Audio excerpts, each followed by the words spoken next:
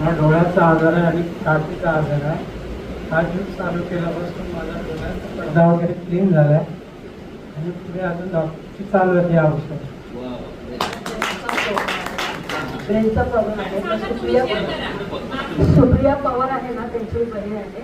जर तिने ते औषध घेतलं तर मला त्याच्याने काय फरक जाणवला होता. तर म्हणजे तू काय घेतलं तर ती मला बोलली की हे अमृत ज्यूस आहे, तू घेऊन बघ एकदा. कारण का त्यांना खूप काय कानाने ऐकायला येत नाही आणि डॉक्टरांनी जे सांगितलं होतं ते ऑपरेशन करायला. तर 8 दिवसानंतर टीचरमध्ये भेटल्यानंतर तिथे पाहिल्यानंतर तिने मला हे ज्यूस दिल्यानंतर 2 महिन्यामध्ये त्यांचा मोठं ज्यूस कसं गेलं का माहिती आहे.